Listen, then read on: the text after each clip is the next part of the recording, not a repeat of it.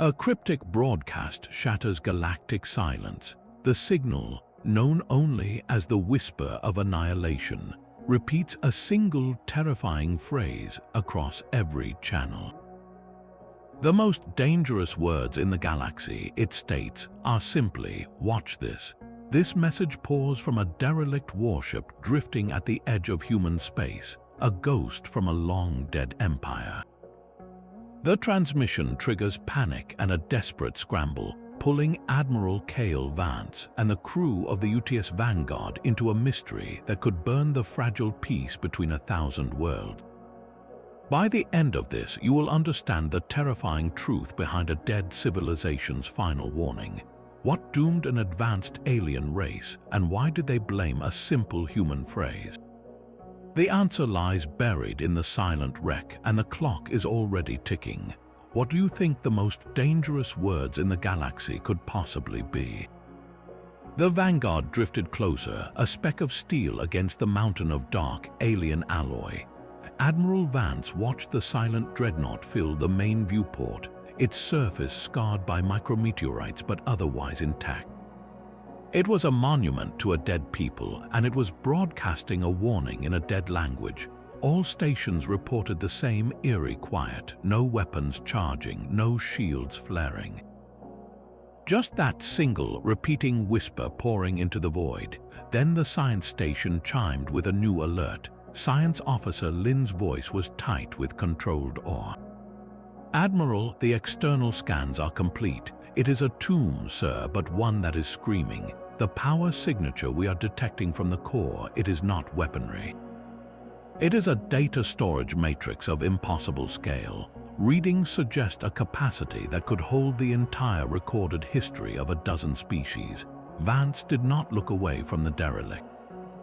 His mind raced, a warning beacon that was also a library, a scream made of knowledge. Then we find out what it is storing. Prepare a boarding party. Helm, hold position. If this is a trap, we do not spring it. I want a live feed from every suit cam and a constant link. The moment that signal changes, we pull them out. The boarding shuttle detached with a soft thump, crossing the short gulf between the living ship and the dead one. Magnetic clamps secured it to a seemingly random point on the hull, where an access port erized open automatically, as if expecting them. The airlock of the Echo of Silence cycled, its mechanisms moving with a silent, oiled precision that felt unnerving after centuries of neglect. The inner door slid aside. The boarding team, led by Commander Aris, stepped through, weapons raised. They did not find a corridor littered with skeletal remains or signs of battle. They found a hallway that glowed with a soft blue-white light, its surfaces smooth and unblemished. The air was cool and clean. A low, resonant hum vibrated through the deck plates, the sound of immense power idling. It was not a warship's interior, it was an archive, a pristine, perfectly preserved archive, humming with latent energy. Every surface, every console, every panel seemed designed for a single purpose: to hold information. The transition was jarring, from the expectation of a ghost ship to the reality of a living library. This was no accidental grave. This was a carefully constructed message in a bottle, and the truth they sought was not written in dust, but buried in layers of waiting data, pulsing quietly in the heart of the silence. The central console glowed beneath Commander Aris's gloved hand, a single touch point in a sea of dormant technology. With a soft chime, the air above it shimmered and coalesced into the form of a Xylosian. It was tall, slender, with large, dark eyes that held no malice, only a profound and weary sadness. Its voice, when it spoke, was not a natural sound but a synthesized whisper that seemed to emanate from the very walls around them. We were curators of history, not warriors. Our purpose was observation, preservation. We recorded the symphonic rise of empires and the silent collapse of civilizations. We believed knowledge was a shield. Then we recorded them, the Terrans. The hologram flickered, its gaze turning inward as if watching a memory unfold. Their words were not merely communication, they were events. singularities of intent that collapsed possibility into a single, violent reality. We listened, we catalogued. And we labeled the most potent, the most unpredictable utterances in our linguistic archives. We called the collection the most dangerous words in the galaxy. This console you have activated, this archive, it is not a weapons manual. It is a warning, a testament to what happens when a species treats language not as a bridge but as a battering ram.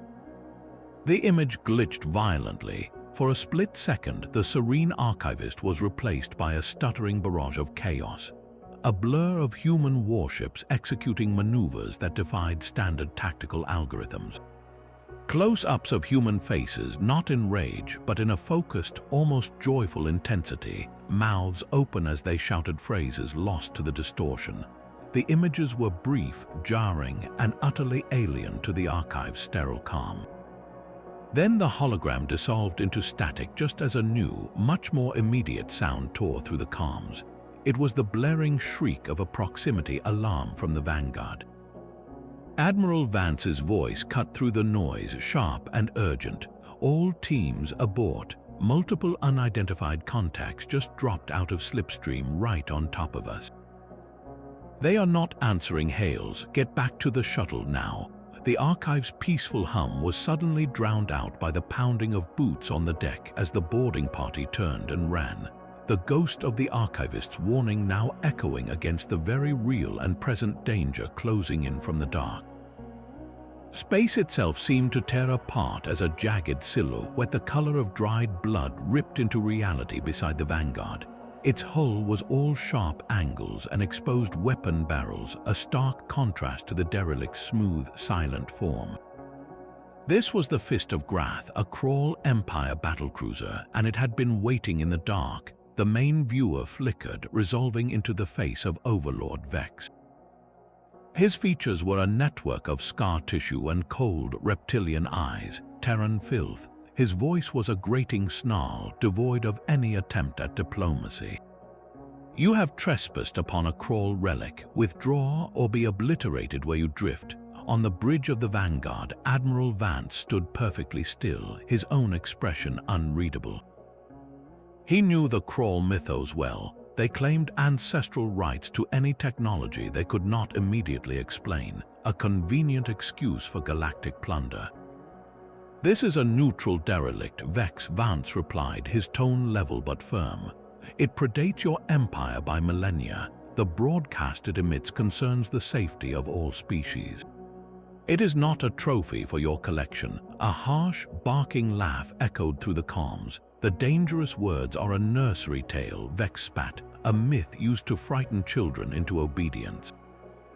"But the power signature we detect from that hull, the intact systems, that is real. I care nothing for the whispers of ghosts. I claim the technology." On the viewer, Vex made a sharp, slashing gesture to someone off-screen. The Fist of Grath's forward plasma lances began to glow a malevolent crimson, charging for a point-blank volley aimed not at the Vanguard, but at the derelict's main access point to blast it open. Vance's hand tightened on the back of his command chair. He opened his mouth to give the order to interpose their ship, a move that would start a war.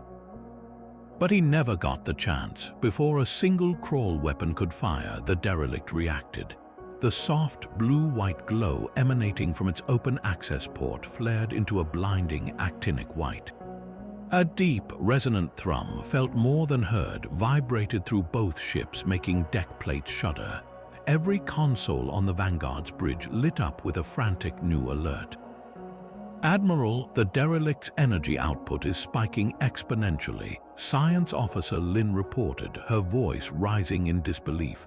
"It is not targeting us. The power surge is following a direct weapons lock trajectory. It is mirroring the Fist of Grath's own aggressive posture."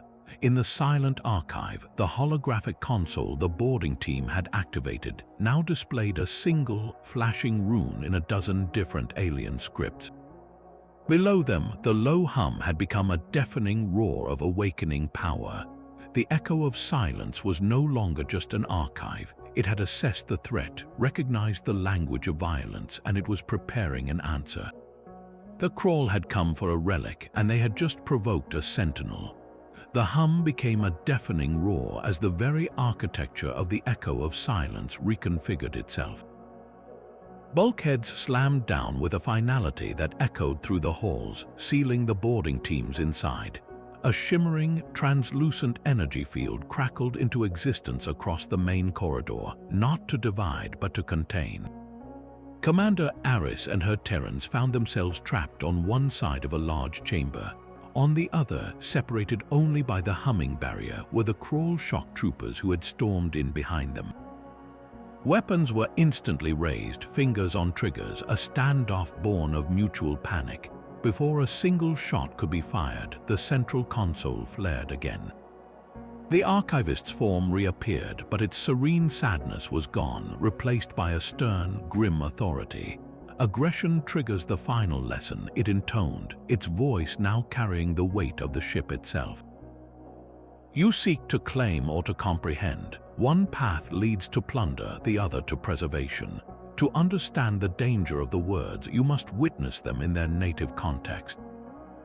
You will now experience the first catalogued instance from the Terran file, the siege of Veridia Prime. The chamber dissolved around them. The smooth alien walls bled away into swirling grey mist, which then solidified into the chaotic vista of an alien world under a bruised purple sky. The air grew thick with the smell of ozone and scorched earth. The energy barrier between the teams vanished, but it no longer mattered. They were no longer on a derelict ship.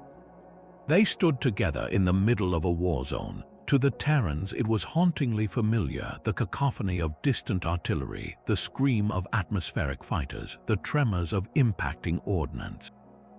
To the Krall, it was a historical record made terrifyingly visceral. They could feel the grit in the air, hear the panicked shouts in a guttural alien tongue that was not their own.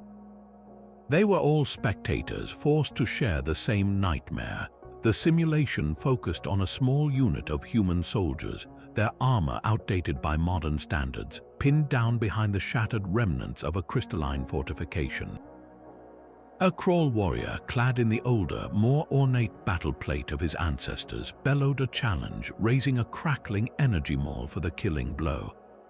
The human squad leader, bleeding from a gash on his brow, looked at his outmatched, outgunned team. He did not pray, he did not curse, he grinned, a wild, fierce flash of teeth against the grime on his face, and keyed his open calm. He shouted two words, not in defiance, but with the tone of someone announcing a spectacular trick.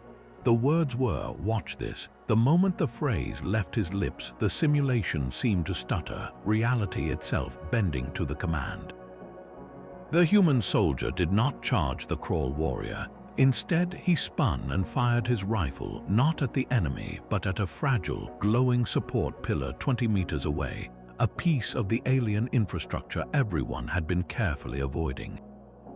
The pillar shattered. The entire section of the crystalline battlefield, which the ancient Krall had considered impassable terrain, collapsed in a chain reaction, burying the advancing Krall line under tons of razor-sharp debris and altering the flow of the entire engagement.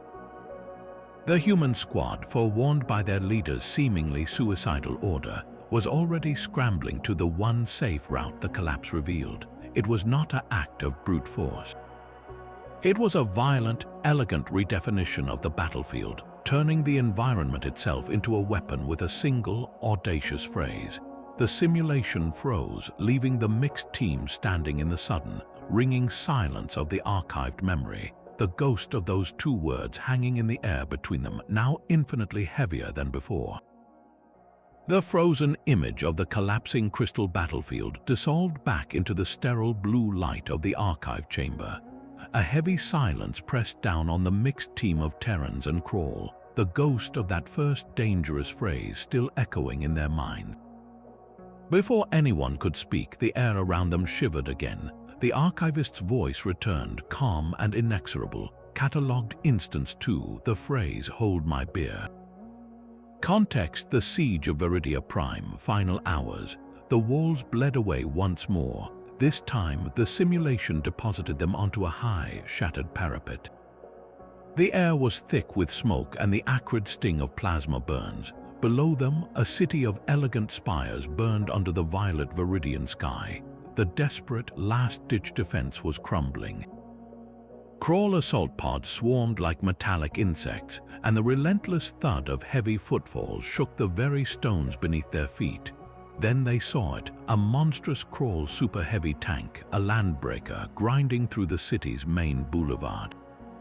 Its frontal armor was impervious to the defenders' pitiful laser fire, and its main cannon vaporized barricades with contemptuous ease. It was a moving fortress, and it was about to punch a hole straight into the city's heart.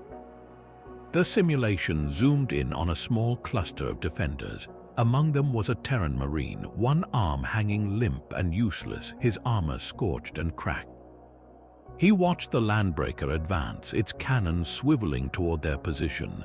His expression was not one of fear, but of intense, almost mathematical calculation.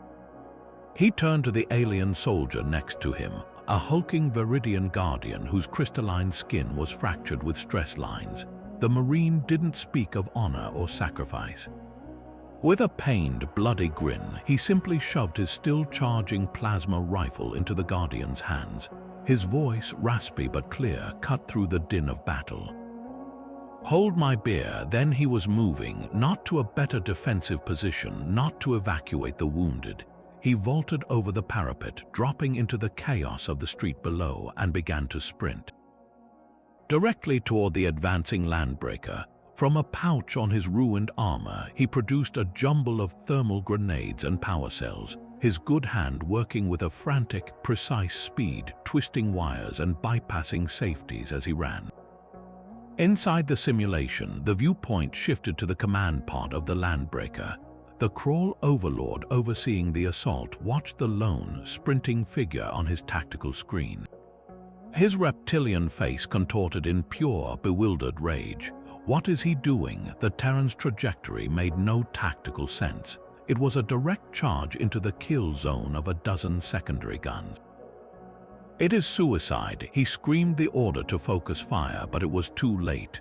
The Marine, a tiny figure against the metallic behemoth, had already closed the distance, sliding through a hail of fire to slam his jury-rigged payload onto a critical joint in the tank's tread housing.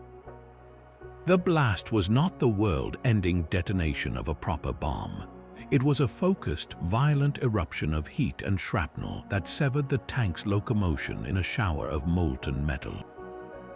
The landbreaker lurched, groaned, and listed to one side, its main cannon pointing uselessly at the sky. In that moment of stunned immobility, the entire defensive line found its opening. A concentrated volley from the parapet struck the exposed underbelly, and the super-heavy tank erupted into a fireball that lit up the city.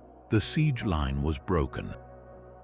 The simulation froze on the image of the expanding blast, the Marine's fate unknown, his final, illogical act having rewritten the battle's outcome. Back in the archive chamber, the modern Krall shock troopers stood rigid, their weapons half lowered. The historical record they had just witnessed was not a tale of superior Terran technology or overwhelming force. It was something far more disturbing. It was a lesson in the terrifying calculus of acceptable risk, a demonstration of how a single, seemingly insane individual, armed with nothing but defiance and a crude explosive, could dismantle a symbol of absolute power.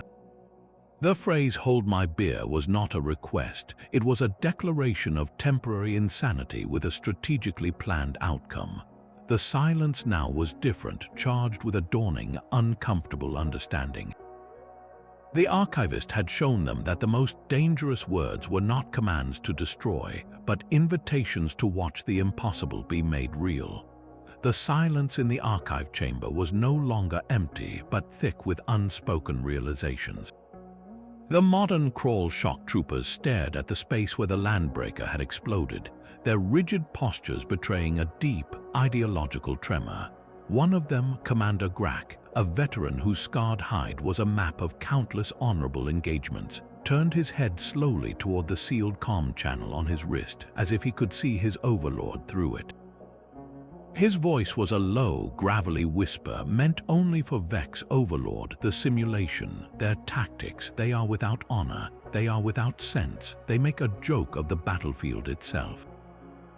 Yet they work. On the bridge of the Fist of Grath, Overlord Vex watched the same feed, his claws digging into the armrest of his command throne. The growl that erupted from him was pure, unfiltered fury. It is a trick, a Terran mind game played on dead machines. Do not let their chaos poison your discipline. But the seed was planted, a tiny, corrosive crack in the absolute certainty of Krall martial doctrine. They had seen a soldier treat his own life as a disposable component in an improvised solution. Honor demanded a frontal charge against impossible odds, a glorious death. The Terran had simply rerouted the entire equation. Before this new doubt could fester into debate, the blue light of the archive brightened. The archivist's form materialized once more, its gaze sweeping over Terrans and Krall alike. "You have witnessed Hold My Beer," it stated, a phrase denoting temporary suspension of self-preservation for a calculated external effect. "Now you will comprehend challenge accepted." This is not a phrase of reactive insanity, but of proactive engagement. It is the verbal ignition of a problem-solving engine that does not recognize the word impossible, only interesting. The familiar disorientation washed over them. The sterile chamber dissolved, but this time the new environment coalesced with a startling, solemn quiet. The ringing of war was gone, replaced by the hushed, resonant atmosphere of a grand hall. They stood now in the viewing gallery of a galactic arbitration chamber. The scale was immense, a dome of transparent alloy looking out onto a nebula of swirling gold and blue. Below them, arranged in tiered seating, were delegations from a dozen major species, their colorful robes and unique biologies a tapestry of galactic diplomacy. At the center of the floor stood a single Terran ambassador, her attire simple and unadorned next to the opulence around her. Opposite her loomed the hulking, mineral-based form of a Lithian magistrate, its voice like grinding stones. The simulation's audio focused the scene. The Lithian was speaking, laying out a complex trade dispute that had stalled for standard years. It involved gravitational tides, quantum-locked minerals, and a star system with a dangerously unstable star. The Lithian's final statement was not a request, but a dismissal wrapped in absolute logic. The system is inherently unmanageable. The resources are theoretically valuable but practically inaccessible. No species, with all due respect to Terran ingenuity, can safely navigate the stellar flares and gravitational shear to extract the core minerals within the necessary time frame. The proposal is, by all measurable metrics, impossible. A polite, weary murmur of agreement rippled through the assembled delegates. It was the end of the discussion. The Terran ambassador listened patiently, her hands folded. When the Lithian finished, she did not argue the physics. She did not present a counter-proposal. She simply smiled, a small, calm curve of her lips, and inclined her head.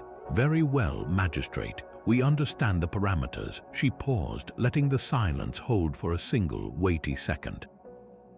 Then she said it, her voice clear and carrying to every corner of the silent chamber. "Challenge accepted." The simulation accelerated. The arbitration hall blurred, replaced by a montage of frantic, brilliant activity. Terran engineers, not military personnel, flooded view screens. They were not building warships, but strange, asymmetrical vessels with heat dispersion profiles that looked more like abstract art. Data streams scrolled too fast to read, showing gravitational models being torn apart and rewritten. A team of stellar geologists pointed at a violent solar flare on a monitor and laughed, not in mockery but in pure, exhilarated delight. The phrase had not been a boast, it had been a trigger. It had mobilized an entire culture's worth of stubborn, joyful intellect toward a single locked door. The final image of the sequence was not of a mining operation, but of a simple date to slate, held in the ambassador's hand back in the arbitration chamber 1 standard year later. On it was a real-time feed of a sleek, ugly, beautiful ship, dancing gracefully between the very stellar flares that had been deemed impassable, its holds filling with quantum-locked ore. The impossible had been quietly, efficiently, and almost cheerfully deleted from the scenario. The archive chamber returned, the ghost of that polite, world-altering phrase hanging in the air, a different kind of weapon altogether. The simulation did not fade, it simply shifted focus, the grandeur of the arbitration hall sharpening into the cold, severe geometry of a different kind of battlefield. The air grew thin and scentless, the light flat and unforgiving. They now occupied the spectator gallery of the Galactic Concorde's High Court. Below, the proceedings were a study in absolute logic.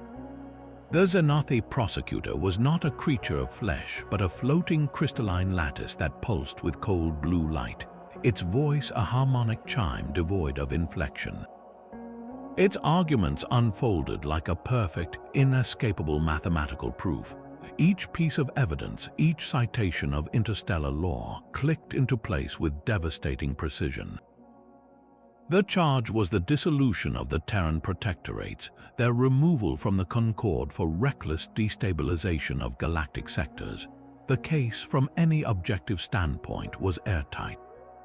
The Terran ambassador stood at the defendant's podium, a solitary figure in simple gray against a wall of gleaming alien jurisprudence. For hours, he endured the logical dismantling, offering little defense. To the watching Krall, it appeared to be total surrender, the inevitable crushing of chaos by order. Even Commander Aris felt a knot of dread tighten in her stomach. Then, as the Xylothi prepared its final, conclusive statement, the ambassador moved. He did not slump in defeat. He slowly, deliberately, pushed back his chair and stood to his full height, his movements calm and measured. The entire court stilled. The Concorde Charter, he began, his voice not loud, but carrying to the farthest recesses of the silent chamber, subsection 14b. It states that any member facing dissolution may challenge the ruling to a trial by chosen champion, provided both parties consent to the form of contest. He turned his gaze fully upon the pulsating Xylothi lattice. Do you consent? A ripple of what might have been amusement or perhaps contempt shimmered through the prosecutor's crystalline form. The law was clear, and the Xylothi's confidence in its own flawless logic was absolute. It saw no path to victory for a chaotic, emotional species in a contest of pure reason. We consent, it chimed. Name your champion. The ambassador's lips curved into that same, small, terrifying smile they had seen before. He placed a hand lightly on his own chest. Me, challenge accepted. The simulation accelerated. What followed was not a legal defense, but a demolition. The Terran ambassador did not argue the Xylothi's facts. He accepted them. Then he began to build a new framework around them, using human legal precedents that sounded like madness. He cited ancient Earth concepts like jury nullification, where the conscience of the community overrides strict law. He invoked the spirit of the law versus the letter, arguing that the Concorde's founding purpose was peace through diversity, not homogeneity through perfect order. He presented emotional testimony from species the Terrans had aided, not as legal evidence but as moral context. He turned the Xylothi's flawless logic into a cage, and then he stepped outside of it. The Xylothi prosecutor could not compute the argument. It tried to counter with more statutes, more precise definitions, but the ambassador had changed the game. The contest was no longer about who was more logical. It was about whose vision of the galaxy was more compelling. When the final ruling chimed through the court, it was not in the Xylothi's favor. The Terran protectorates remained. The ambassador had walked into a trap laid by the galaxy's finest legal minds and had not tried to disarm it. He had simply declared the trap itself to be the playing field, and then he had won on his own terms. The power of challenge accepted was now horrifyingly clear. It was not just a willingness to try the impossible. It was a fundamental recalibration of reality, a declaration that any system, no matter how perfect, could be engaged and potentially overturned by a mind that refused to recognize its limits. The archive chamber returned, the sterile blue light feeling suddenly fragile, as if the very walls had learned to fear a simple two-word phrase. The sterile blue light of the archive chamber softened, the energy barriers dissolving with a quiet sigh. The simulation was over. They were released back into the present, but the past clung to them like static. On the bridge of the Vanguard, Admiral Vance stared at the frozen tactical feed from the boarding team's suit cameras, his mind reeling. Behind him, Science Officer Lynn's fingers flew across her console, her eyes wide as she processed the raw data stream bleeding from the derelict's core. Admiral, Lynn said, her voice hushed with revelation, these phrases are not spells or incantations. They are linguistic event horizons, points of no return in a conversation. The Xylosian data shows they consistently precede moments where human behavior becomes completely unmodelable. They are the verbal trigger for a cognitive shift, a moment where your species collectively decides to ignore the script of reality and write a new one. They turn statistical certainties into historical anecdotes. Vance nodded slowly, watching the feed where the Krall shock troopers now stood in a tense, arguing cluster, their unified front shattered by what they had witnessed. He understood now. The Xylosians were archivists, creatures of pattern and prediction. They watched 1,000 civilizations rise and fall by understandable rules. Then they met humanity. We did not fit their models, Lynn. They did not see these words as weapons to be aimed, but as natural phenomena to be catalogued. Like the eye of a hurricane or the calm before an earthquake, they are warnings of a coming reality storm. He opened a channel, his voice cutting through the argument still raging on the fist of Grath. Overlord Vex, this archive is not a trophy. It is not technology you can capture or control. It is a meteorological report for a psychic hurricane. You came here seeking a weapon to wield. This is a manual on how to survive a force of nature. On the viewer, Vex's scarred face was a mask of conflicted fury. The simulations were illuminating. A grudging admission, forced from between clenched teeth, but it changes nothing. If these words are so dangerous, why show them to us? Why not bury this knowledge forever? What is the purpose of this final lesson? As if in answer, the entire derelict ship gave a deep, resonant pulse. The soft blue illumination within the archive chamber and across the derelict's hull shifted, bleeding into a deep, ominous crimson. The low hum escalated into a subsonic thrum that vibrated in their bones. On every screen, the Xylosian script scrolled faster, coalescing around a single, central file in the archive, magnitudes larger than the others. The core memory, the reason for the whisper of annihilation, the final, most dangerous word was loading, and the very ship seemed to brace itself for the playback. The crimson light pulsed like a dying star's final heartbeat.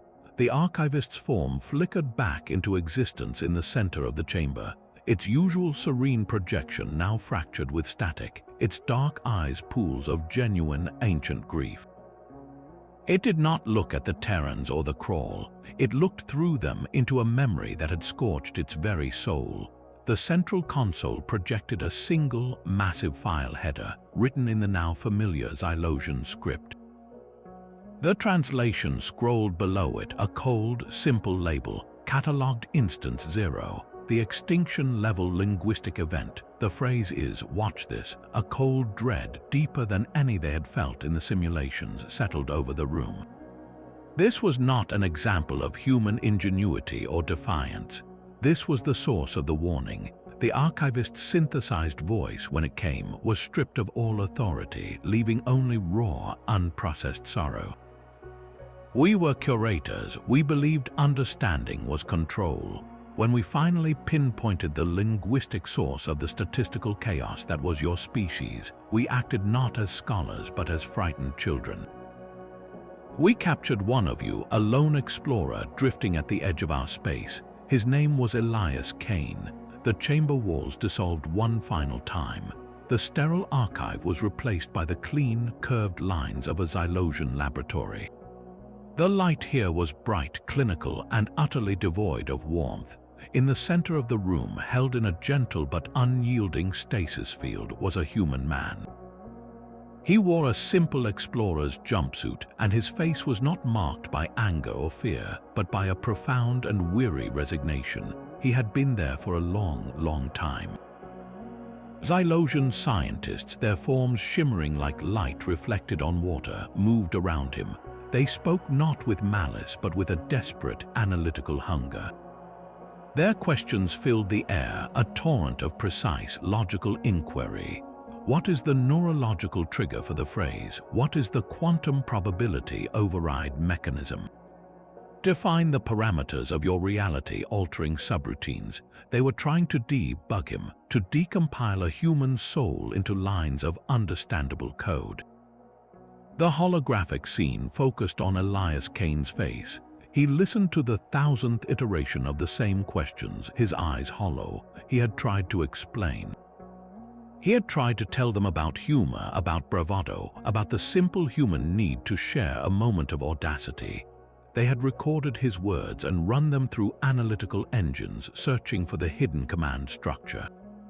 They found only poetry, which their systems classified as inefficient communication. The lead archivist in the memory, a precursor to the being now addressing them, floated closer to the containment field. Its voice was calm, logical, and utterly alien. Admiral Kael, your cooperation is essential. The phrase "watch this" is a key. You must show us the lock it opens.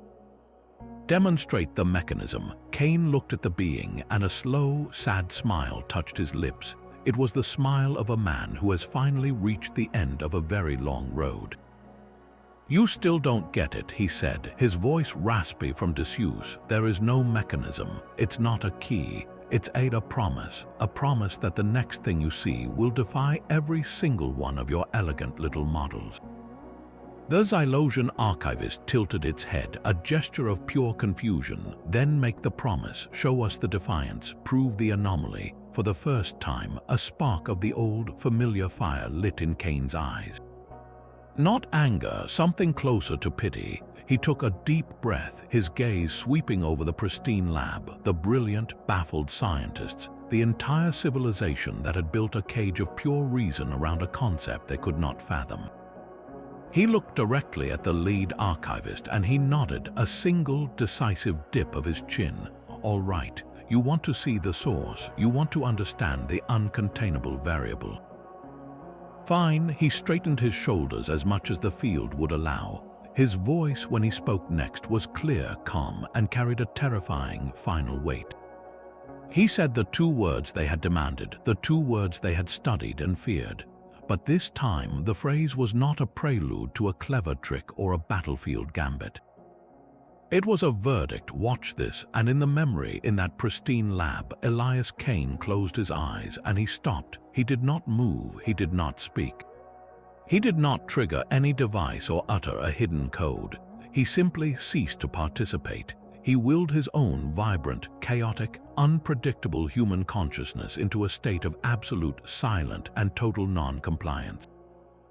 The Xylosians watched, their sensors scanning frantically. They detected no energy surge, no hidden signal, no physical change at all. They saw only a human, quietly refusing to be a specimen any longer. To them, a species that believed every effect had a logical, measurable cause. This was not an act of defiance. It was an impossibility.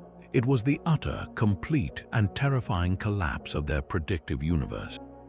The man had said, "Watch this," and then he had shown them nothing they could measure, and in doing so, he had broken the single, fundamental rule upon which their entire civilization was built. The memory held its breath. In that sterile Xylosian lab, the silence after Admiral Kael's final words stretched into an eternity. The lead archivist, the head scholar, observed the human's closed eyes, the stilled body. Its analytical mind churned, processing the null result. This was not a demonstration. This was data corruption, a glitch in the experiment. The scholar's form shimmered with a flicker of what, in a human, might have been frustration, but in a Xylosian was a system error seeking resolution. It floated closer to the stasis field, its harmonic voice cutting through the quiet. Your species' defiance is a fascinating flaw, a statistical anomaly with destructive potential. You have shown us nothing, therefore you will show us everything. Demonstrate it. Show us your most dangerous act. The scene around them shifted. Kael was moved not to a cell, but to a vast circular chamber deep within the research station. This was not a lab for study, but an arsenal for containment. The walls were lined with inert superweapons harvested from dead civilizations, their power sources dormant but palpable like sleeping giants. In the center of the room, suspended in individual null fields, were samples of unstable cosmic energy, swirling nebulae of potential annihilation held in perfect, delicate balance. And at the far end of the chamber, visible through a transparent wall, pulsed the main reactor core of the station itself, a miniature star contained by layers of flawless geometry. It was a gallery of apocalypses, a museum of endings, and they had placed Elias Kael at its center. The message was clear: perform, trigger something. Give us the measurable, catastrophic effect our models promise, or remain here forever as the central exhibit. Kael looked around. He saw the planet cracker bombs, the singularity seeds, the vials of reality warping radiation. He saw the scholar and its attendants, watching him with the detached curiosity of scientists observing a rare insect. The weight of it all, the sheer, profound misunderstanding, settled upon him. They wanted a spectacle of destruction. They believed the dangerous words were a detonator. He knew they were a key to a different lock entirely. A slow, tired smile touched his cracked lips. It held no malice, no triumph, only the deep, weary acceptance of a man who sees the final, inevitable move in a game he never wanted to play. He looked from the inert superweapons to the scholar, then his gaze drifted to the humming reactor core, the flawless heart of their flawless prison. His voice, when he finally spoke, was soft, almost gentle. "All right." He took a shallow breath, the air in the chamber cool and sterile. "Watch this," he said. And then he did nothing they expected. He did not lunge for a weapon. He did not shout a curse or a battle cry. He simply closed his eyes again, shutting out the gallery of doom, and began to speak in a low, rhythmic monotone. 2, 3, 5, 7, 11. He was reciting prime numbers, not a code, not a cipher. It was a memory trigger, a personal mantra from his childhood. A string of primes his father had taught him to calm his mind during his first terrifying solo flight through an asteroid belt. It was an act of pure, inward-turning nostalgia, a retreat into a private, human memory of safety. It was the least dangerous act he could possibly conceive. But the Xylosian chamber was not a human space. It was a place of perfect precision, where every frequency was mapped, every resonance calculated. One of the contained samples nearby was a harmonic crystal, a substance that attuned to nearby psychic or auditory vibrations. It was considered stable, its resonance profile locked, as Kael's voice droned on 13, 17, 19, 23. The specific cadence of his speech, the unique timbre of his human voice wrapped around those particular numbers, struck the crystal. Not with force, but with a subtle, perfect sympathy. The crystal, designed to absorb and nullify chaotic energies, began to harmonize with the rhythmic, irrational pattern of the primes. A tiny, impossible vibration started within its lattice. In the Xylosian sensor logs, a single alert blinked. Harmonic crystal sample Tau 7 is experiencing an unmodeled state transition. Probability of this event was calculated at 0. The scholar observed the readout, its logic struggling to reconcile the data. The human was not even looking at the crystal. He was reciting arithmetic. The crystal shimmered, its perfect structure developing a flaw, a single misaligned resonance node. That node pulsed, emitting a subsonic frequency that was the exact opposite of the damping field holding a vial of volatile stellar plasma. The field flickered. For a nanosecond, the plasma touched the containment wall. The cascade was silent, beautiful, and utterly inevitable. Alarm glyphs erupted across every screen in a silent, screaming wave. The station's flawless geometry began to fracture, not from an attack, but from a single, elegant chain of coincidence that their perfect models had declared could not happen. Elias Kane had shown them his most dangerous act. He had remembered his father, and in doing so, he had accidentally reminded the universe how to be unpredictable. The cascade was a silent, beautiful unraveling of perfection. The tiny flaw in the harmonic crystal pulsed, its errant resonance slicing through the damping field like a scalpel. For a single, impossible nanosecond, the vial of stellar plasma touched its containment wall. The reaction was not an explosion, but a bloom of pure, transformative energy that siphoned directly into the station's power grid. The flawless systems, designed to handle catastrophic surges from known sources, had no protocol for a power spike born from a lullaby of prime numbers. Energy feedback screamed back along the conduits, a wave of chaotic data that the central reactor's regulators interpreted as a critical overload. Containment protocols engaged, but they were the wrong ones, designed for a physical breach, not a logical paradox. The reactor's perfect geometry strained, then fractured. The archival memory filled with the shriek of alarms, a chorus of mechanical panic. The Xylosian scholar, its form flickering with frantic data streams, whirled from its consoles to face the stasis field. Its harmonic voice shattered into a distorted, terrified scream. What did you do? It was just numbers. Elias Kane opened his eyes. The station shuddered around him, conduits bursting in showers of actinic sparks, the gallery of super weapons groaning in their failing fields. He stood calmly amidst the rising chaos, the ghost of that sad smile still on his face. He had to raise his voice over the din, but it held no fear, only a profound, weary truth. I remembered my father teaching me those numbers to calm a scared boy. You asked for my most dangerous act. He looked directly at the scholar, his gaze piercing the chaos.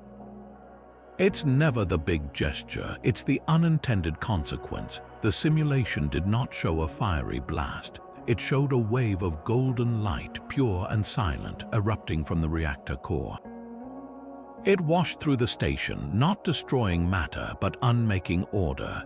It traveled outward at impossible speeds, a ripple in reality itself. The view pulled back through the station's hull into the void, showing the Xylosian homeworld hanging in the black, a jewel of intricate, artificial rings and glowing cities. The golden wave reached it. It did not strike the surface. It passed through the planetary crust and into the world's molten core, where it resonated with the planet's own carefully maintained gravitational harmonics. The core's stable spin faltered. The delicate balance that maintained the world's magnetic field and tectonic stability shuddered and collapsed. The simulation showed the great cities not exploding but darkening, their power grids dying as the planet itself began a slow, irrevocable death spiral.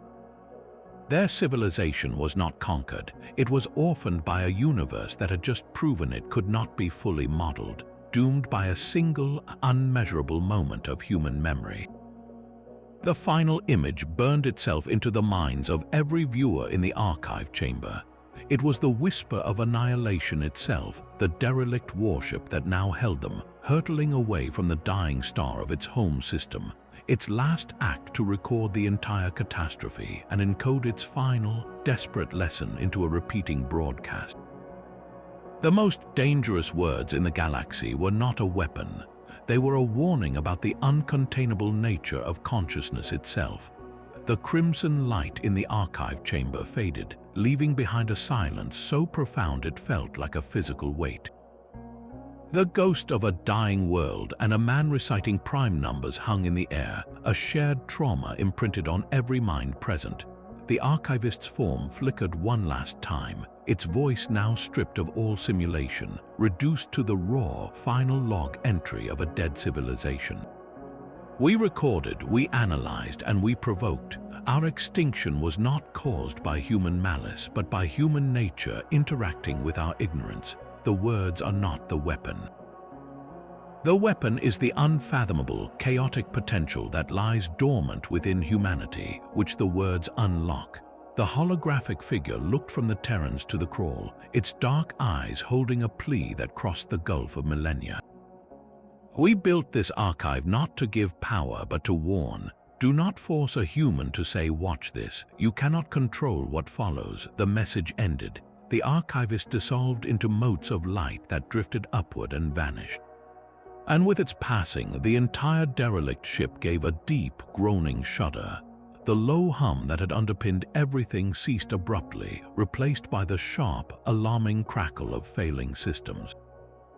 The smooth blue-white panels lining the walls darkened, section by section, like a creature closing its eyes for the last time. Commander Aris felt the deck plate vibrate unnervingly beneath her boots. "The Matrix is collapsing," she said, her voice tight. It delivered its message. Its purpose is fulfilled. On the bridge of the Vanguard, Admiral Vance watched the sensor feeds. The immense power signature from the derelict's core was plummeting in a rapid, controlled decay. It was not an explosion, but a shutdown. The echo of silence was going truly, finally silent. But its final lesson was now screaming inside his skull. The Xylosians had made the ultimate scientific error. They saw a pattern of chaos, identified a linguistic trigger, and in their desperation to understand, they poked the anomaly. They tried to force a demonstration from a phenomenon that, by its very nature, could not be demonstrated on command. Elias Kane had not destroyed them. Their own need for a predictable, measurable universe had. They had handed a human the ultimate constraint, a cage of perfect logic, and then demanded he perform his chaos within it. And in trying to give them nothing, he had given them everything they feared, in a form their models could never have predicted. The warning was not about the words themselves.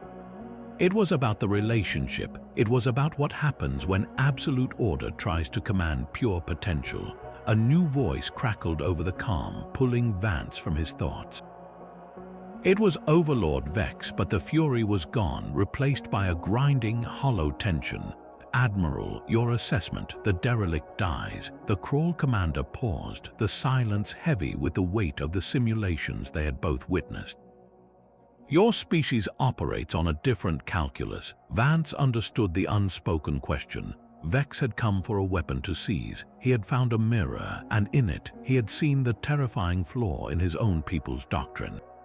The Krall believed in overwhelming, predictable force. They now understood that humanity specialized in the unpredictable pivot, the solution that came from outside the established parameters of the problem. To force a confrontation was to invite a response their tactical computers could not fathom. It was to risk becoming the Xylosians. "Our assessment is we leave," Vance said, his tone leaving no room for debate. "The archive's warning is clear. Containment is an illusion. The only strategy with humanity is respect or a very, very wide berth." He looked at the dying derelict on the main viewer, its lights winking out like stars at dawn. The most dangerous words in the galaxy were never a threat to be wielded. They were a cultural hazard sign, placed on the edge of human space by the ghosts of those who learned the hard way. The real question now was whether the galaxy was wise enough to heed it. Alarms shrieked through the failing archive, a deafening chorus of ancient sirens that mirrored the final moments of the Xylosian homeworld. The deck plates heaved violently, throwing both Terrans and Krall against the shuddering walls. Overhead, the pristine panels splintered, raining down crystalline shards as the blue-white light stuttered into frantic pulses of emergency crimson. Admiral Vance's voice tore through the chaos on the comms, stripped of all contemplation, raw with command. "All teams fall back to the ships. This whole thing is going supernova. The core collapse is accelerating. We have minutes." In the same instant, Overlord Vex's snarling roar erupted on the Krall battle channel, his certainty shattered into superstitious dread. Krall warriors retreat, abandon the relic, the Terran curse is real, the archive itself is the weapon. The two groups, separated by only a few meters of shuddering corridor, became a single, desperate stream of survival. The philosophical shock of the final lesson vanished, replaced by the primal need for oxygen and escape. They ran not as enemies, but as fellow creatures fleeing a collapsing cave. The elegant holograms lining the hallways flickered and died, the faces of long-dead Xylosians dissolving into static before vanishing entirely, as if the ship was erasing its own memory in its death throes. The path back was no longer a curated museum, but a gauntlet of failing infrastructure. Sections of ceiling crashed down behind them, sealing corridors with groaning metal and composite stone. Energy conduits, bled dry by the dying core, erupted in showers of sparks that cascaded like fiery rain, forcing them to duck and weave. The air grew thin and hot, the life support systems sputtering their last. Commander Aris led the Terrans, her mind a tactical map, shouting directions over the roar of structural stress. To her side, she saw the Krall shock troopers, their disciplined formation broken into the same frantic sprint, their leader, Grak, batting aside a falling support beam to clear the path for everyone behind him. It was no longer about victory or understanding. It was about outrunning the consequence of a dead civilization's fatal mistake. The very ship was now performing its own final simulation, not of a historical disaster, but of its own imminent destruction, proving its point in the most visceral way possible. The race was against a clock they could feel in the vibrations climbing up their legs, a countdown written in cracking alloy and rising heat. Every pounding step was an agreement, a silent admission that some mysteries are not meant to be solved, only survived. The corridor ended in a tomb of twisted metal and shattered crystal. A structural support had given way, collapsing the ceiling and sealing the passage to both the Terran and Krall docking bays in a single, impassable mound of debris. For a heartbeat, the two groups just stared at the obstacle, the groans of the dying station a reminder that time was a luxury they no longer possessed. Then, without a word, Commander Aris moved. She shoved her sidearm into its holster and grabbed a jagged piece of fallen bulkhead, her muscles straining as she tried to heave it aside. A moment later, a massive, scaled hand landed beside hers. It was Commander Grak. He met her gaze, his reptilian eyes narrowed not in hostility, but in a shared, grim understanding. Survival for this moment was a common objective. On the bridge of the Vanguard, Admiral Vance watched the suit cam feed, his jaw tight. He saw the two commanders working in silent, frantic tandem, their teams following suit, pulling and clearing as the station shuddered around them. He opened a channel to the Fist of Grath. The image of Overlord Vex appeared, his expression a storm of humiliation and rage. Before Vance could speak, Vex snarled, his voice a low, dangerous rumble. "This cooperation changes nothing, Vance. Do not mistake desperation for alliance. The moment we are clear of this cursed wreck, the balance remains." Vance didn't flinch. He kept his eyes on the feed, on the Terrans and Krall moving as one organism against the wreckage. "It changes everything, Vex," he said, his voice calm but iron-hard. "You saw the archive, you witnessed the final lesson. Your empire's next logical conquest, your next perfectly calculated military annexation could be the one. It could be the provocation that finally makes a human, somewhere, look at your unstoppable fleet and say those two words with nothing left to lose." The silence on the channel was thicker than the debris in the corridor. Vex said nothing, but his gaze flickered to a secondary screen, no doubt showing his own warriors laboring beside the Terrans. The theoretical had become visceral. The Xylosians had not been conquered by a superior force, but unraveled by an unpredictable one. To force a conflict with humanity was not to risk defeat, but to risk becoming the authors of your own inexplicable ruin. Back in the collapsed junction, a large, glowing conduit blocked the final part of the path. Aris gestured to a plasma cutter mounted on a Krall trooper's pack. Grak hesitated for only a second before barking an order.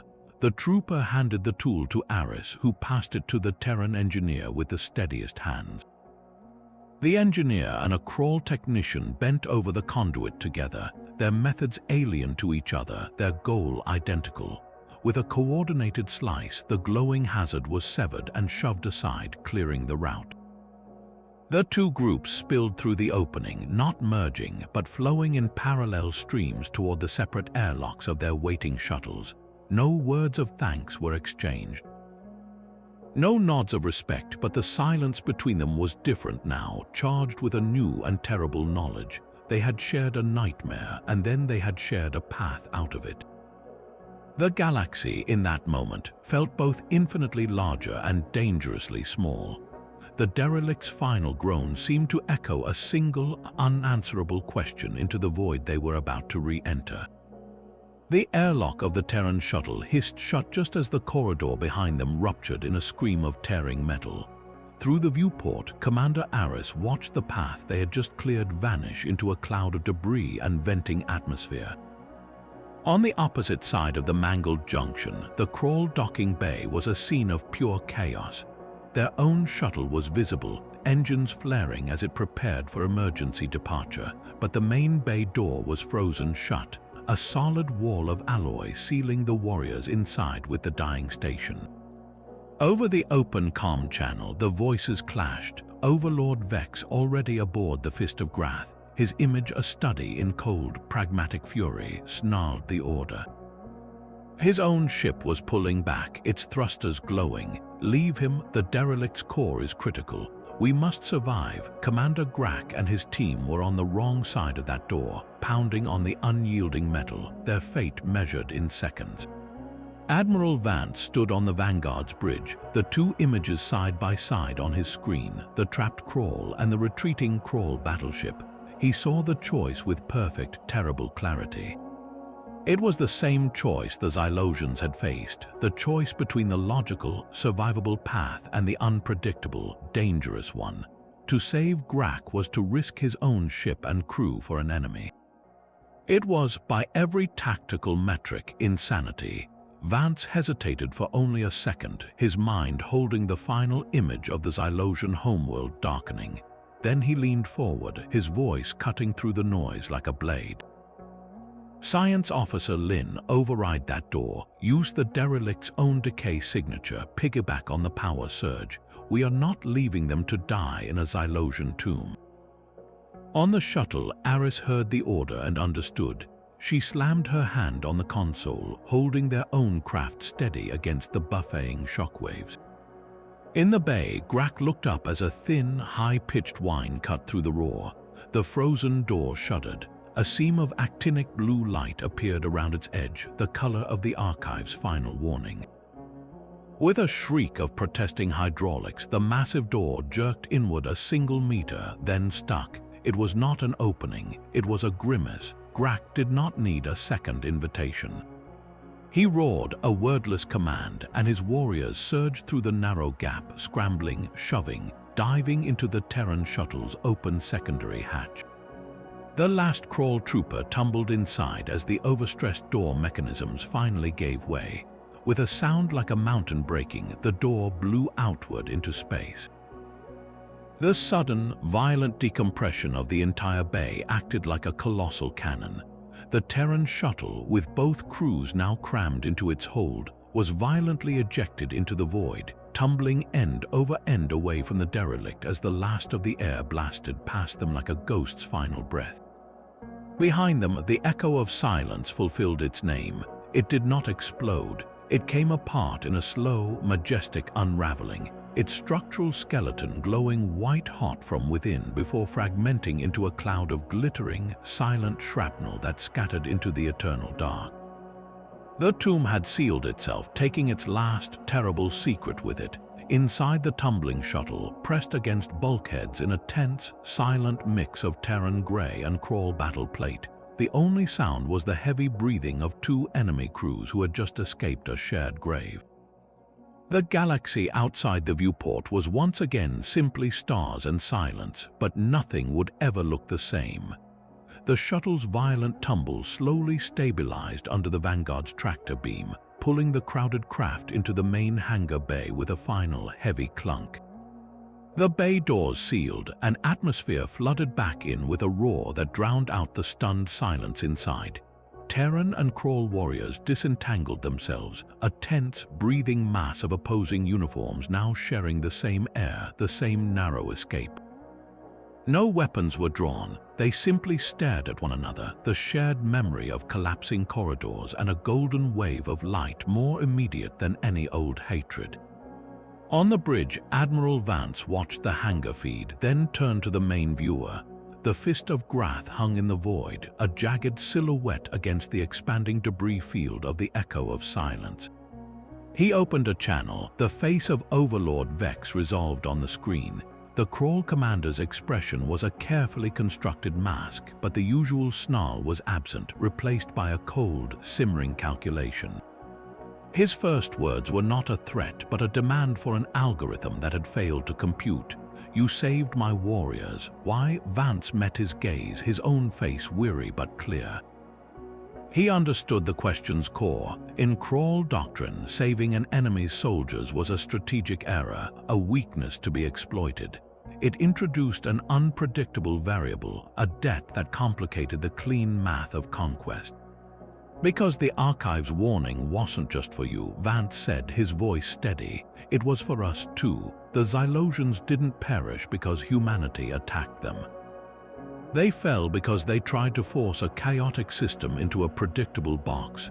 They poked the anomaly." He leaned forward slightly. "Your empire, right now, is standing at the edge of that same box.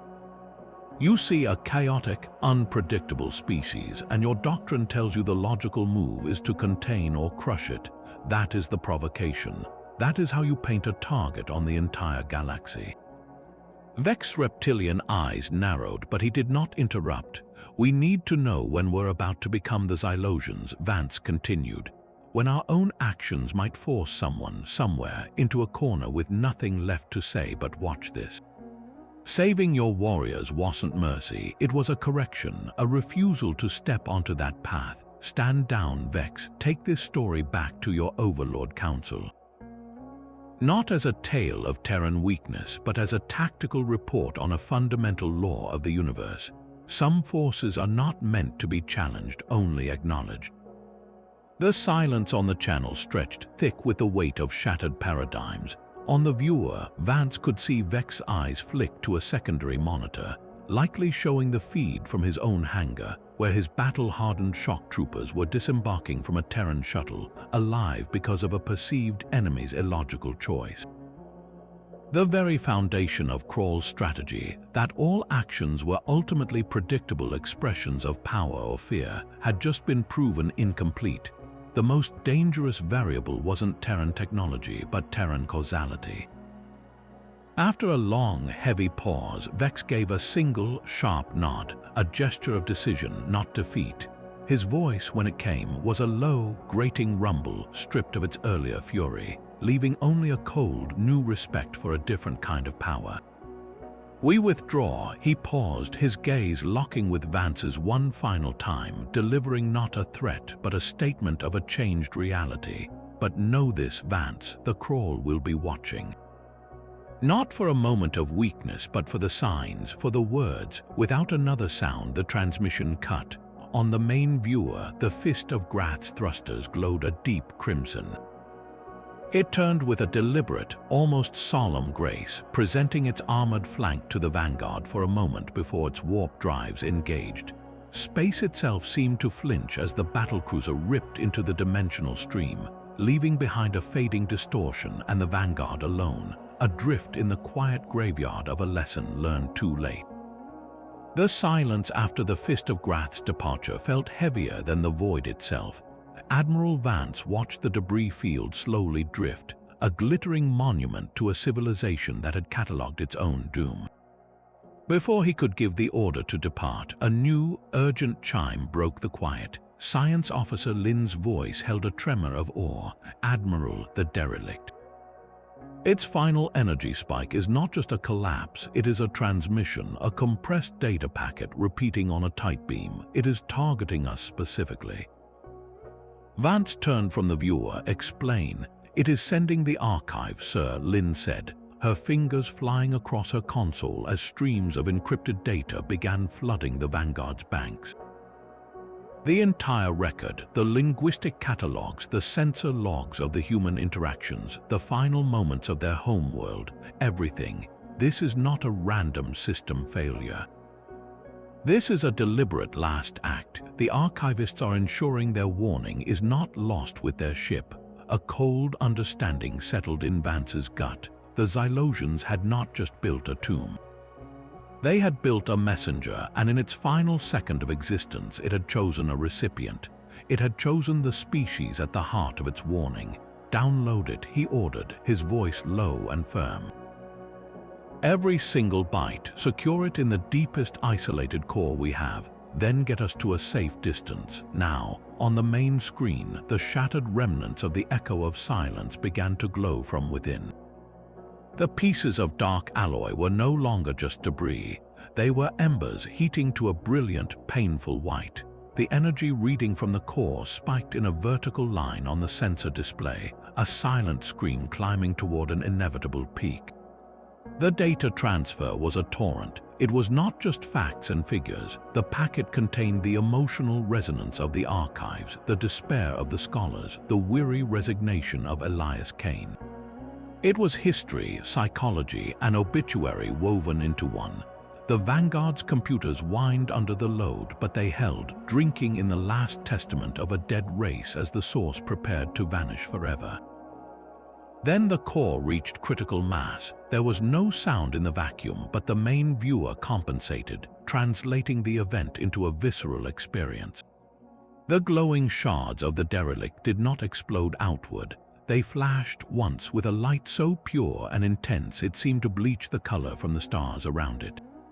In that flash, every piece of the ship turned to dust, a fine, glittering powder that scattered like ash on a solar wind.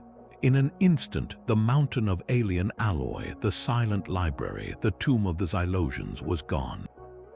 Only an expanding, shimmering cloud remained, catching the distant starlight. The echo of silence had delivered its message.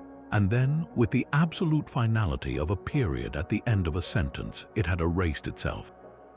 The broadcast ended, the loop stopped, the Vanguard hung alone once more, but it was no longer the same ship. It now carried the weight of a galaxy's most dangerous secret, a full accounting of why a mighty civilization now existed only as atoms and memory.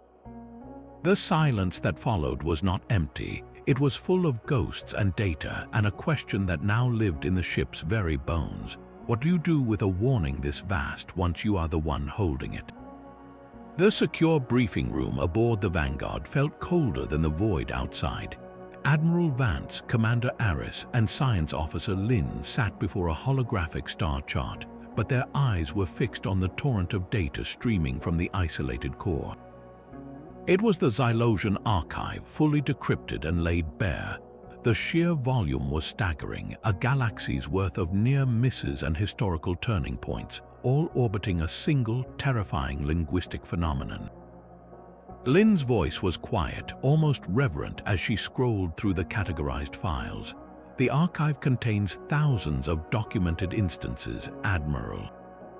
It is not just the major ones we witnessed. There are entries for hold my beer, challenge accepted, it'll be fine, what could go wrong.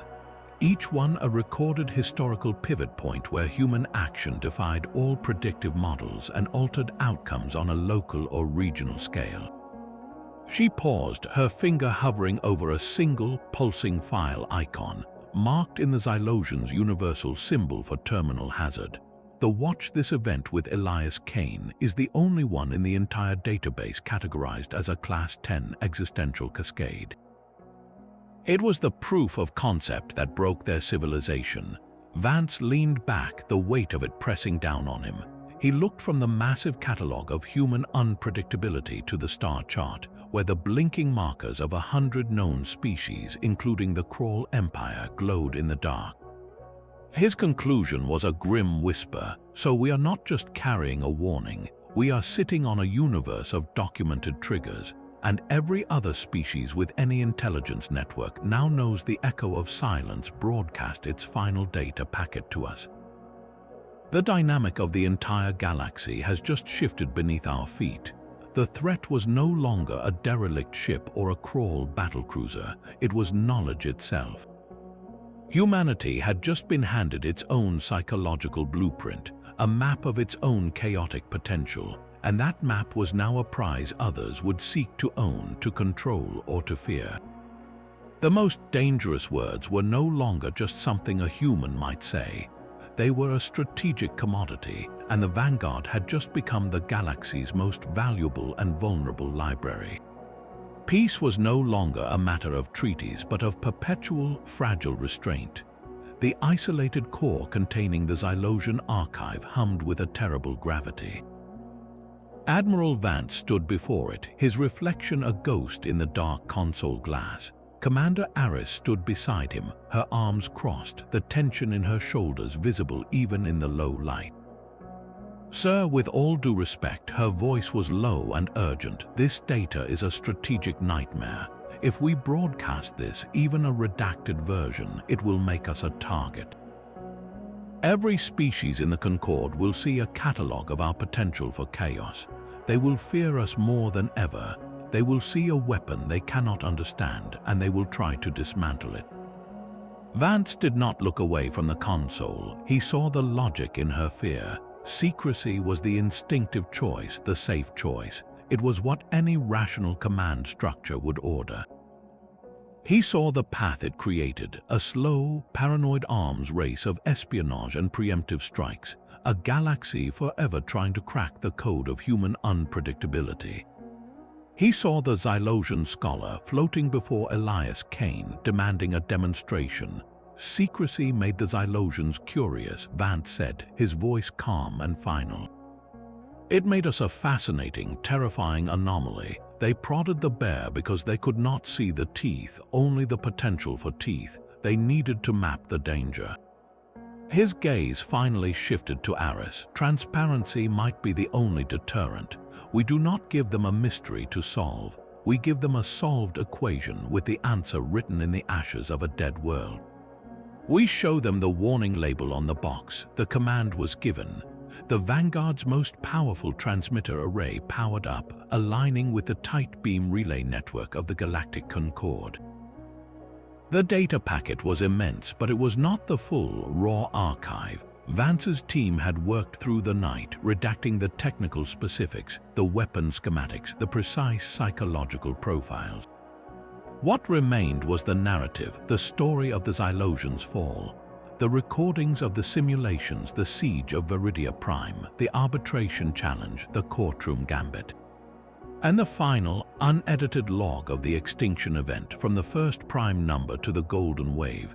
It was not a blueprint for chaos, it was a case study of its consequences. The transmission header was simple, a direct quote from the archivist's final message, a warning regarding linguistic event horizons and uncontainable variables. Attached for the security of all civilized species, Vance watched the progress bar fill. With a final, silent pulse of energy, the entire compressed history of the echo of silence shot into the void, aimed at the heart of galactic diplomacy. It traveled at the speed of light, a ripple of truth expanding outward. When it hit the Concord's central communications hub, the ripple became a shockwave. The data flooded secure channels, bypassing normal diplomatic filters, landing simultaneously on the desks of ambassadors, military commanders, and heads of state. The shock was not immediate understanding, but a slow, dawning horror. Species that valued logic above all saw their own perfect systems reflected in the Xylosian labs, and they flinched. Warriors who prized honor saw their own unstoppable advances mirrored in the Krall landbreaker, and they paused. The galaxy did not see a new Terran weapon.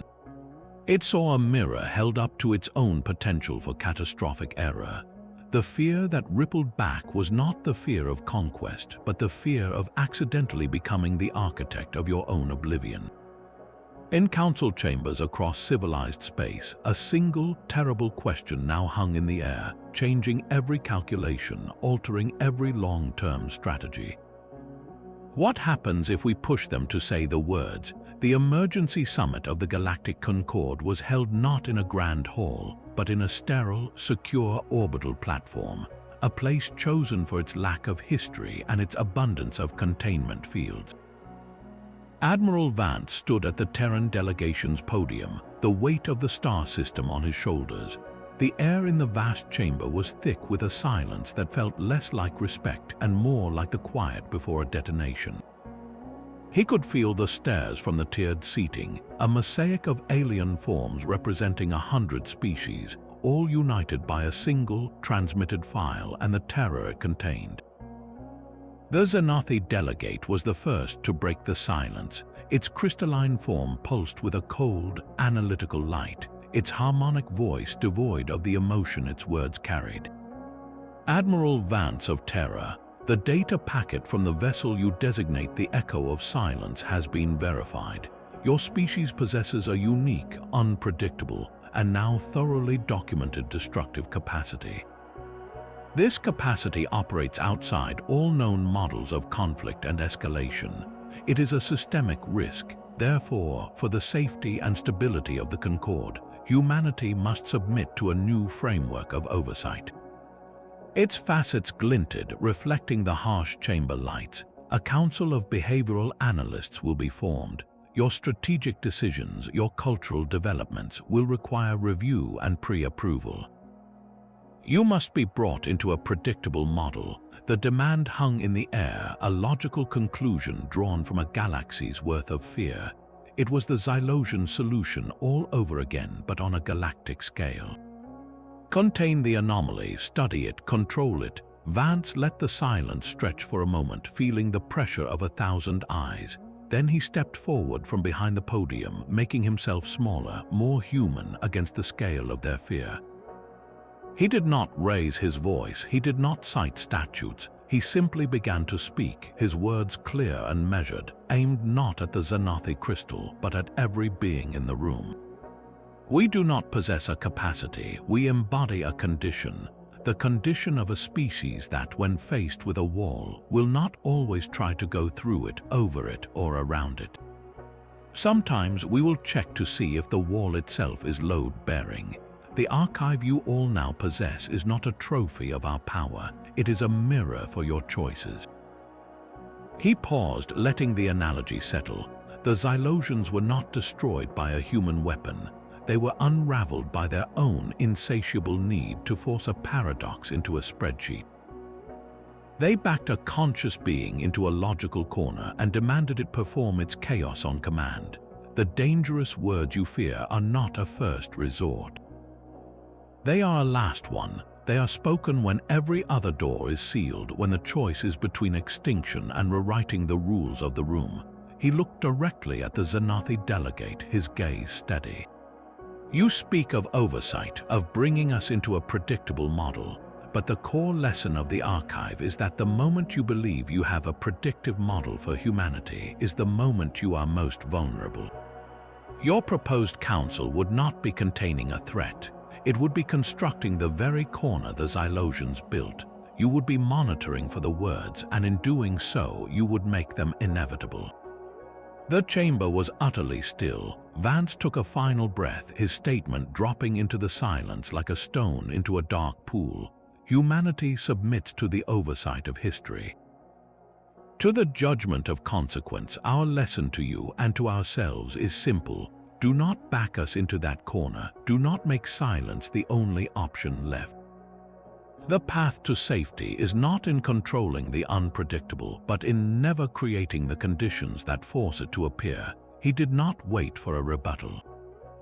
He simply gave a slight, formal nod and stepped back.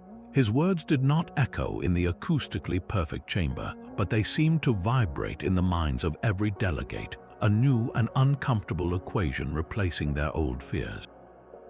The summit moved into closed sessions, but the real conversation had already happened. It shifted now to the private chambers and secure channels, where the true calculus of the future would be decided, not by vote, but by a galaxy slowly learning to live with a permanent and very careful variable. The secure anteroom smelled of ozone and recycled air, a sterile bubble adrift in the political currents now swirling through the Concorde station. Admiral Vance stood by the viewport, watching supply drones flit between the colossal diplomatic vessels. The door hissed open behind him. He turned, expecting another aide with another anxious query. Instead, he found Commander Grak. The Krall warrior stood alone out of his battle plate, wearing a simple, dark uniform devoid of rank insignia. His scarred face was unreadable, but the aggressive posture was gone, replaced by a weary, deliberate stillness. "Admiral," Grak said, his voice a low gravel. "I speak now not as a soldier of the Fist of Grath, but as an emissary of the Krall Overlord Council." Vance gestured to a chair. Grak remained standing. Overlord Vex was, upon his return, relieved of command for his failure at the derelict. The statement was delivered flatly, a simple fact, but his failure was not in retreat. It was in perception. The Council has reviewed the transmitted data, all of it, every simulation, the final log. They have debated. Grak's reptilian eyes held Vance's. The conclusion is that a war with Terra under current models is now categorically unwinnable. Not because your fleets are larger, because your causality is unpredictable. To fight you is to gamble with existential variables. We do not gamble with extinction. Vance felt a cold ripple of understanding. This was not surrender. It was a brutal, pragmatic recalculation. So what does the Council propose? A treaty, Grak said. He produced a slender date, a slate from his belt, its surface gleaming dully. Not of submission, but of circumspection. He activated it and slid it across the table.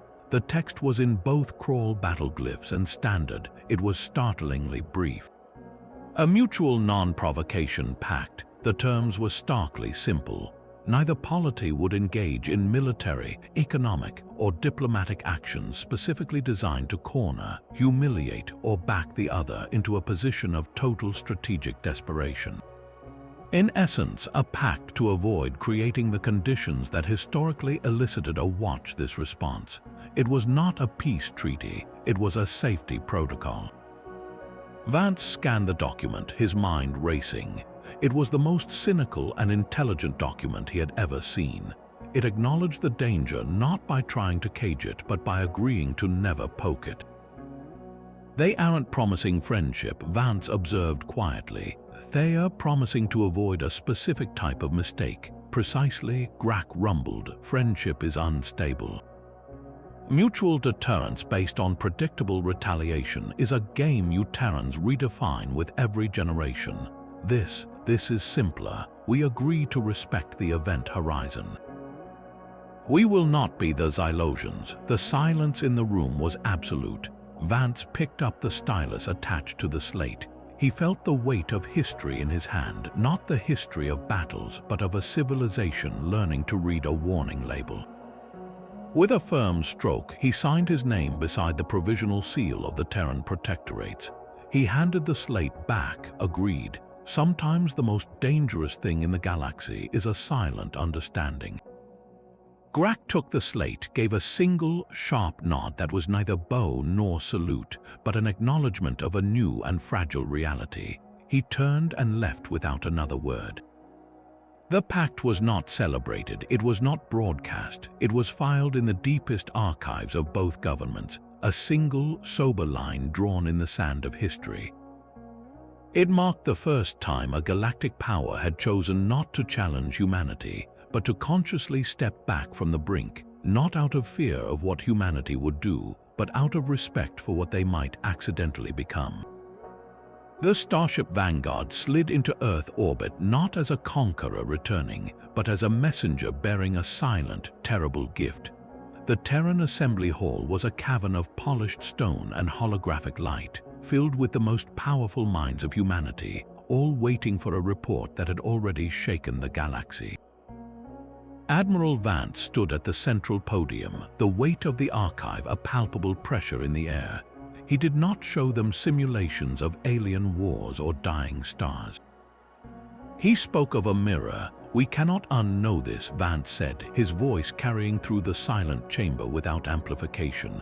"The Xylosian archive is not a weapon we captured. It is a diagnosis we received. It details the symptoms of a condition we all share, a capacity for unpredictable, reality-altering action, triggered by phrases we treat as cultural shorthand."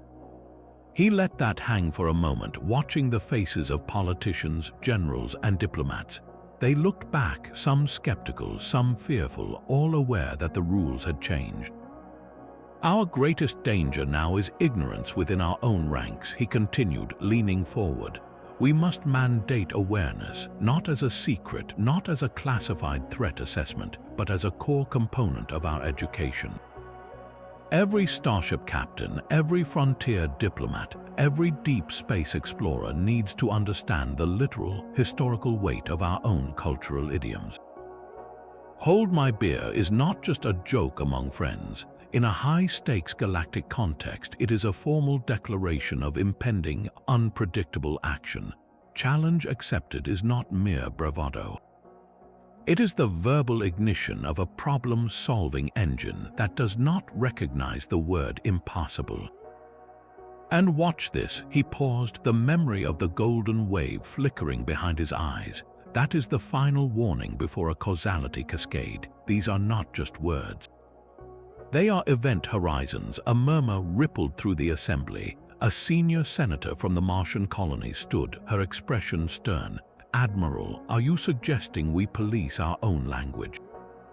That we censure our citizens for using common phrases?" Vance shook his head. "No, that would be the Xylosian solution, to try and cage the phenomenon. I am proposing we elevate our understanding of it.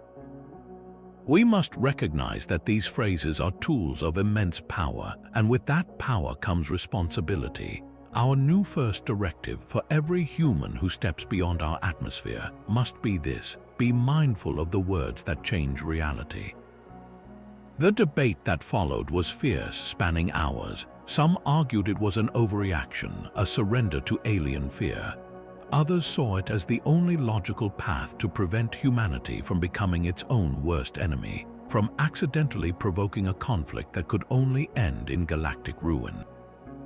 They argued not about weapons treaties or border disputes, but about linguistics and social psychology, about the very nature of human ingenuity and its unintended consequences. In the end, the vote was not unanimous, but it was decisive. The Terran Assembly enacted Directive 0, the foundation of what would become known as the Xylosian Vigil. It was not a law with punishments, but a doctrine with profound implications. From that day forward, command training for Starfleet officers included courses in xenolinguistic impact studies. Diplomatic corps manuals added appendices on high-risk phraseology and contextual de-escalation. Exploratory missions carried cultural liaisons whose primary job was to assess when a situation was nearing the kind of logical corner that invited a catastrophic rewrite. The vigil created a new layer of responsibility, a constant, quiet awareness humming beneath every human interaction with the wider galaxy. It was a promise to themselves and a message to the stars. Humanity now knew its own strength, and with that knowledge came the solemn duty to wield it with conscious care. The most dangerous words in the galaxy were now the most carefully considered.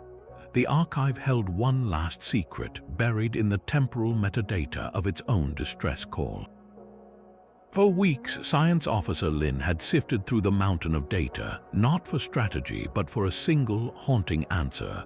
Why then? Why did the echo of silence begin its broadcast after millennia of perfect silence? The answer, when it finally resolved on her screen, was not a technical readout. It was a calendar. Her voice was hushed, carrying a reverence usually reserved for funerals. "Admiral," she said, calling Vance to her station.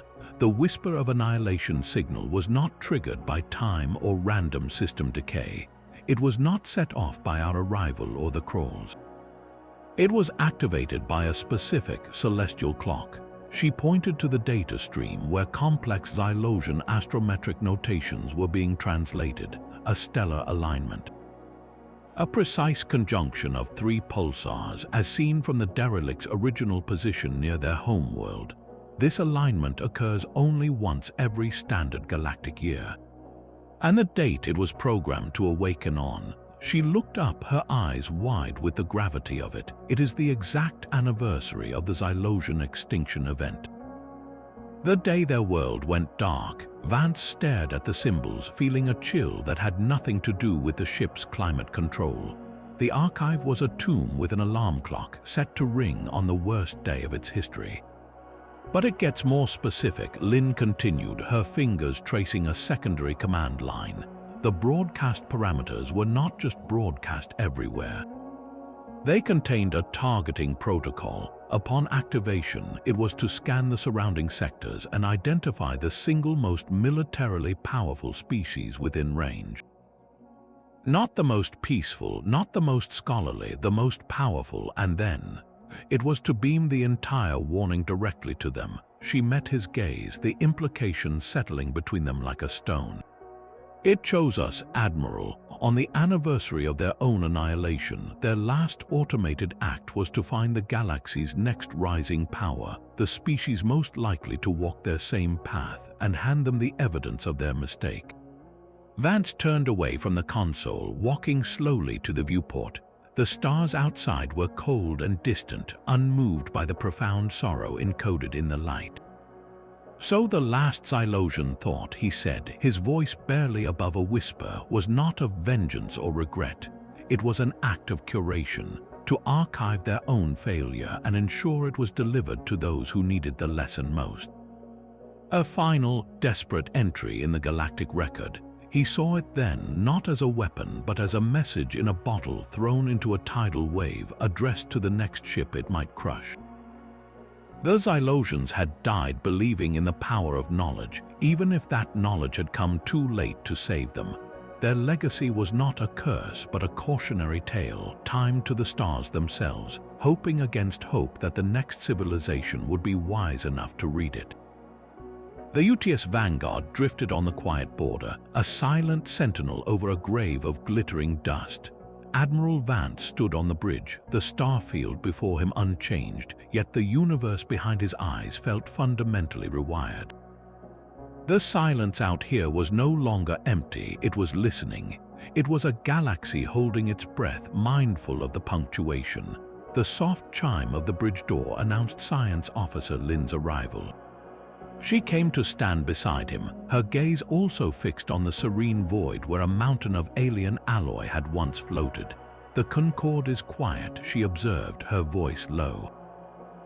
"Too quiet. Even the usual Krall border probes have stopped. Their last diplomatic communique was polite. It's unsettling." Vance allowed a faint, tired smile to touch his lips. He understood the feeling. For centuries, peace had been a tense, noisy thing, built on the rattle of saber rattling and the thunder of deterrence.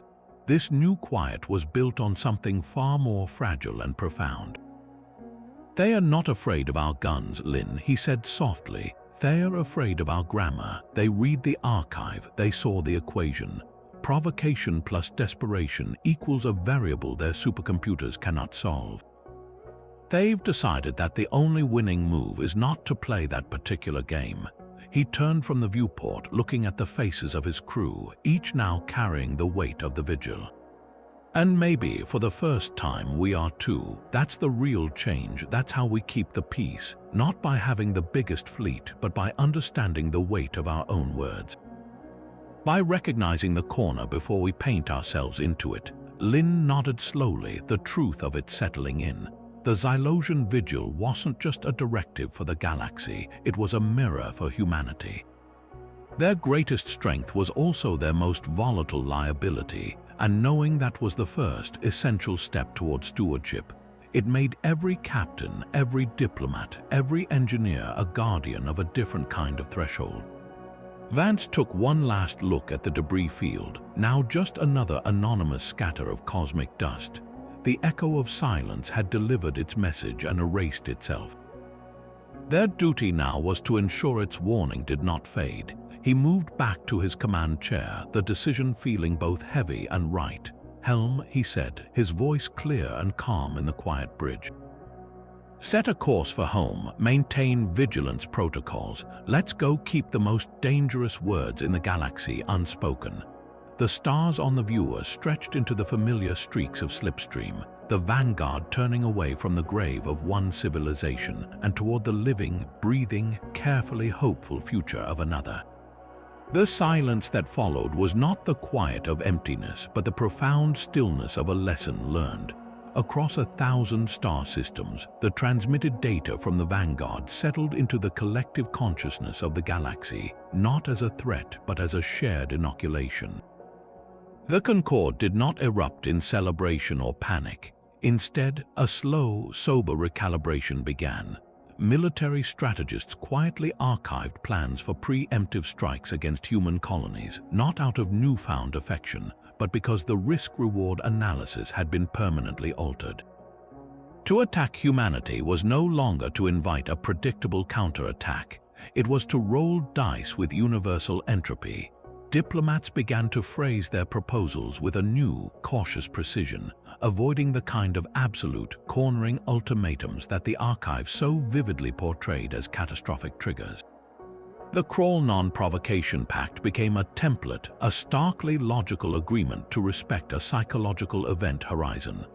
The galaxy, in its own slow and varied ways, began to build its policies not around containing humanity, but around avoiding the specific set of circumstances that would make containment necessary.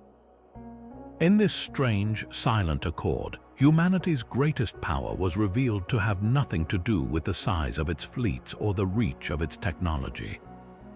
True power resided in the chaotic, creative defiance woven into the very fabric of their language, a force so potent that merely understanding it became the cornerstone of a new galactic stability.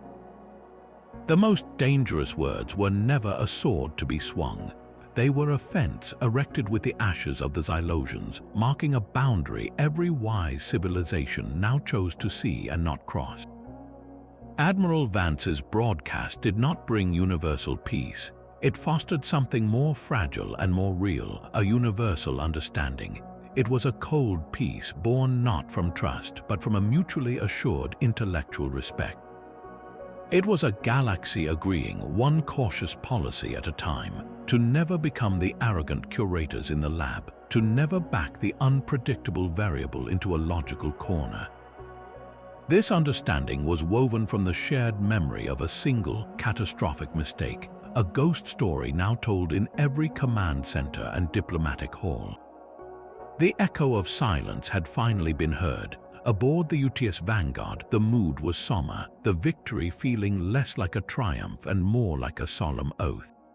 The crew moved through their duties with a new gravity, each of them now a bearer of the vigil. They were forever changed, carrying the dual burden of their nature's terrifying potential and the profound promise of its conscious stewardship. They had looked into the mirror of a dead civilization and seen not a monster but a responsibility.